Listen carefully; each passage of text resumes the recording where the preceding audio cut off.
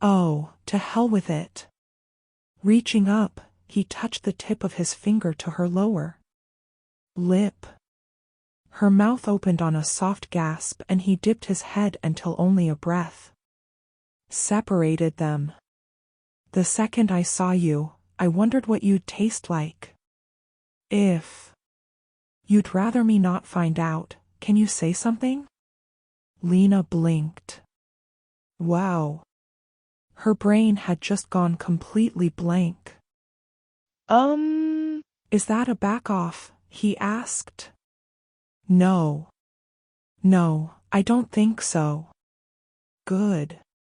His mouth came down on hers, easy and light, keeping it slow at first.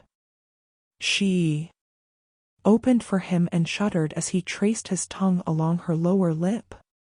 He tasted like coffee and chocolate cheesecake, and man, delicious. Lifting a hand, she placed it on his cheek. There was the faintest rasp of stubble under her palm. Very faint. Curious, she trailed her fingers along his neck, dipped them into his hair, but as curious as she was about how he looked, the curiosity was slowly dying under the heat of hunger. He could kiss. Humming under her breath, she moved closer and brought her other hand up, resting it on his hip. Lean hips, she couldn't help but notice that.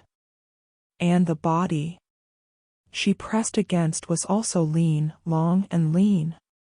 Heat started to pulse through her, but that was little surprise. It had already been on a slow burn from the time she'd sat down next to him. He skimmed a hand down her spine, resting it at the small of her back. She shivered under that touch, and when he pressed her closer, tucking her lower body more firmly against his, the shivering got worse. She almost came out of her skin. Need tightened her belly and she rocked closer, all but ready to ride the hard ridge pressed against her belly. And she just might have tried to do that, just might have asked him if maybe he'd come back to her place, just might have lost her ever-loving mind. But a car horn blared, shattering the calm night air, and Lena pulled away, sucking air in desperately. Her heart. Shit. It was pounding so hard, she thought it just might explode out of her chest. Swallowing, she licked her lips, and then she could have whimpered, begged for mercy, because she could taste him, and it made her want to throw herself against him and kiss him again, and then stop just long enough to lose all their clothes. Her name was Carly Watson. The final hours of her life were brutal. She didn't know where she was. She didn't know how long she'd been there. By that point, she was so racked with pain, so desperate for escape, she barely remembered who she was. She was 23. She was going to medical school. She was bright, eager, and before she'd fallen into this hell, she had loved life. Now she just prayed for it to end. She had been stuck in that hellish darkness for hours, days, possibly weeks. And she knew she would die there. She knew he was coming back. The door creaked. It was like a death knell, heralding his arrival. As the door swung open, the ancient hinges protested. A sob bubbled up in her throat as he laid a hand on her calf and stroked up. She cringed away as much as she could, but the restraints at her wrists, waist, knees, and ankles didn't allow for much movement. When he cupped his hand over her sex, her scream, long and desperate, split the air. Her kidnapper, rapist, and soon-to-be killer watched, amused, pleased with Her terror. Go ahead and scream, sweetheart. Nobody can hear you. Please, her throat was so dry and raw from how she had cried. How she had begged. How she had pleaded. She almost hated herself for begging.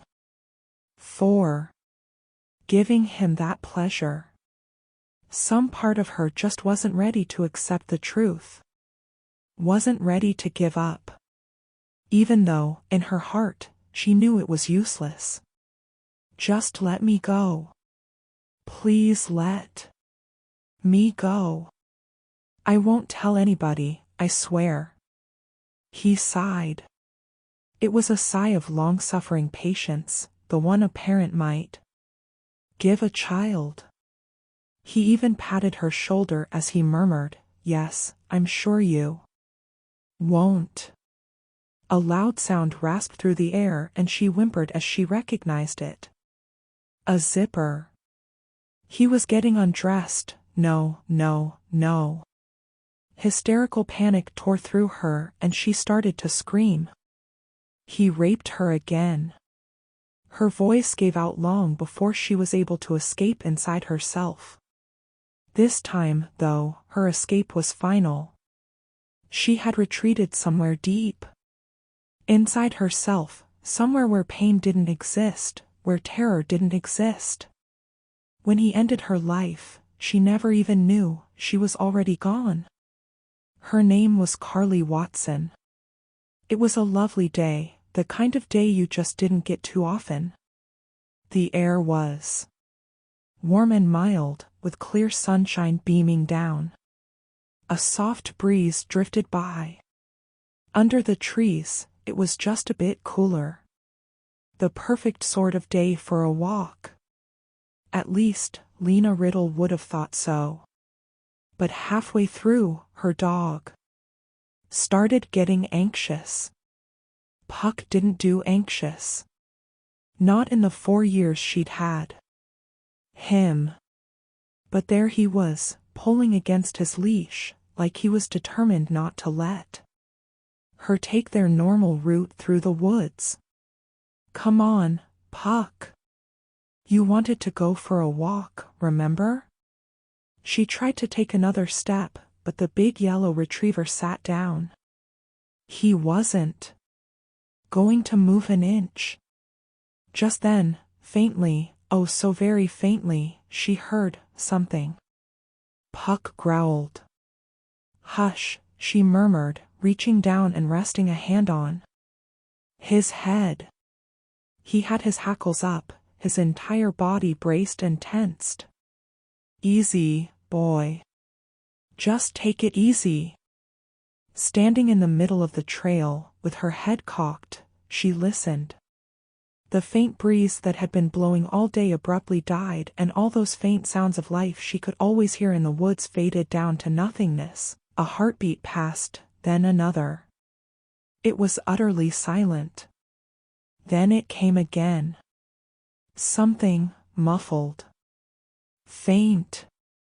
An animal? Trapped? She scowled absently, concentrating. There it was again. Her brow puckered as she focused, trying to lock in on the sound better. Puck whined in his throat and tugged on his leash, demandingly. Lena turned her head, trying to follow that sound. It was gone, though. The breeze returned and all she could hear now were the leaves rustling in the breeze, the sound of a bird call, and somewhere off in the distance, a car's motor. Still, the faint memory of that sound, whatever it was, sent a shiver down her spine. You know what, Puck, she murmured. I think you're right. Let's get the hell out of here. She only had a few hours left before she had to go to work anyway. There, he stood over her, studied her hair. The gleaming blonde strands were shorn now to chin length, perfectly straight, even as could be. Her eyes, sightless and fixed, stared overhead. That blank look on her face irritated him, but he wasn't surprised. He had seen this coming, after all. Something about the way she had reacted, the way she'd screamed. The life had gone out of his girl, and once that fight was gone, well, that was just how it was. Carefully gathering up the hair, he selected what he wanted and then bagged up the rest, adding it to the pack he'd carry out of here. Later. Few things still that he had to handle. He studied her body, the long slim lines of it, her limbs pale and flaccid now, the softly rounded swell of her belly. Nice, full breasts, he did like a good pair of tits on a woman. The dull gleam of gold at her throat from the necklace she wore. Strong, sleek shoulders. Stooping down beside her, he hefted her lifeless body in his arms. What he needed to do now wasn't going to be pleasant, and he wouldn't do it here. So what do you think it was? Hell, I don't know. A sigh slipped past Lena's lips as she turned to face her best friend. Just talking to Rosalind Jennings made her feel better. And slightly silly. It had probably been nothing. Nothing, although it had bothered her dog something awful. It sure as hell had Puck freaked out, though. You sound a little freaked out, too. Yeah. You could say that. Although, really, freaked out didn't quite touch it. Grimacing, Lena forced herself to focus. Should pay more attention to what she was doing or she was going to end up slicing up her fingers as well as the potatoes. It wouldn't do the inn's reputation any good if word got out that the chef was adding body parts to the dishes, she thought morbidly. For some reason, that thought sent a shiver down her spine. It sure doesn't sound like Puck. I mean, that's not like him. He loves his walks, right? Yep. He does. And you're right, this isn't like him. She couldn't recall him ever acting quite like that before. He was a good dog, protective, loving, a friend. Let's talk about this noise you heard. If we can figure out what it was, maybe we can figure out what had Puck so freaked out. It probably had something to do with the noise, right? I mean, it makes sense. I can't place it. Weird grunting. Kind of muffled. Don't take this wrong, but do you think maybe you heard somebody going at it? Rosalind's voice was a mixture of skepticism and interest. Going at it? Lena asked, blankly. Going at what? For about 2 seconds, Roz was silent. Then she burst into laughter. Oh, sweetie, it's been way too long since you've gotten laid. Sex, girl. Do you remember what sex is? Yes. Vaguely. Scowling, she went at the potatoes with a little more enthusiasm than necessary. Oh, yes, she remembered sex. It had been close to a year since she'd gotten any, and before that? It had been college. But, yes, she remembered sex. So, you think maybe a couple of people were out there screwing? Although, hell, if some guy is going to talk me into stripping naked in the great outdoors, it had better be good sex. Bug bites. Ticks. Poison ivy. Sunburn, Lena offered helpfully. Perpetually pale, she had to slather down with SPF 60 just for a jaunt to the mailbox. Well, maybe not that bad. But still. Sunburned who? Ha! Ha! Doesn't sound like fun, does it? Although if the guy is good, but you were in the woods, right? So scratch the sunburned who. Ha! So, what do you think? Could you have just heard some private moments? You're a pervert, you know that? Lena grinned at her best friend. Then she shrugged. Anne. I don't know. I really don't know. The only thing I know for sure is that Puck didn't want to be there. That's just not like him. The dog at Lena's feet shifted. She rinsed her hands and then crouched down in front of him, stroking his head. It's okay, pal. I understand. He licked her chin and she stood up. As she turned to wash her hands again, she heard the telltale whisper of the cookie jar. Smiling, she said, if you eat all of those, you're out of luck until next week. I am not whipping up another batch tomorrow. You're stuck with whatever you bought from the store. With that wedding you've got planned, Jake and I are going to be busy enough as it is. Jake was the other chef here at Running Brook.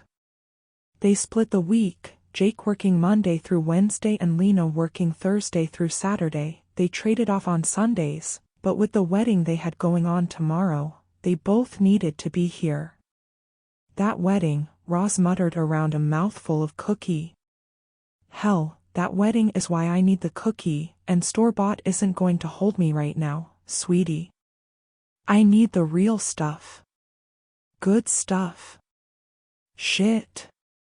If I thought I could get away with it, I would have a White Russian or 3 to go along with the cookie. No drinking on the job. Not even for the owner. Lena smirked. Hell, you're the one who had to go and decide to start doing these boutique weddings. You all but have a welcome mat out. Bridezillas accepted and welcomed. Shoving off the counter, she joined Roz at the island.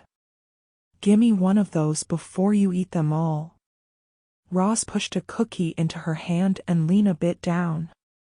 Mouthful of macadamias, white chocolate, and cranberries, she made her way to the coffee pot. Since you can't have a White Russian, you want some coffee? No, Rosalind sighed. The last thing I need right now is coffee. I'm supposed to be meeting the bride and her mom in a half hour to discuss the floral arrangements. In the middle of getting a clean mug from the cabinet, Lena frowned. Discuss the floral arrangements, the wedding is tomorrow. Exactly. Which is why I need cookies. She huffed out a breath. Damn. I really do need that White Russian, you know. But I'll have to settle for the cookies. Lena smiled as her friend went for another one. That emergency stash wasn't going to last the day, much less the weekend. She thought through her schedule and decided she might try to make up another batch. She could probably find the time. It sounded like Roz would probably need it. They were all going to need it, probably. Does she want to change the floral arrangements or what? Roz groaned. There was a weird thunk, followed by her friend's muffled voice. I don't know. She just wanted to discuss the flowers. She had some concerns. There were 2 more thunks. Well, banging your head on the counter isn't going to do much good, unless you hit it hard enough to knock yourself out. Otherwise, all it's going to do is give you a headache. I've already got a headache, Roz muttered. Look, if she does have the idea of changing the arrangements around, explain to her that the florist here closes at noon on Fridays. Somebody will have already made sure the orders are covered, but changing the orders would just be too difficult, and it could be too chancy to try someplace outside of town. If you lay it on thick enough, she's not going to want to risk it. Good point. The stool scraped against the tile floor as Roz stood up. I knew there was a reason I hired you. You hired me for my cookies, Lena said, her voice dry. Another reason, then. She took a deep breath. Okay, no more cookies. I'm going to check on a few things before I go talk to my client. Good luck. But do me a favor, if she decides she needs a last-minute menu change? Stonewall her. I don't care how, And I don't care what you say. Stonewall her. This woman can't be stonewalled. Ross sighed. I think she might just be Stonewall. His reincarnation or something. You can't stonewall a Stonewall, right? Figure a way out. There was no way she was doing a last-minute menu change.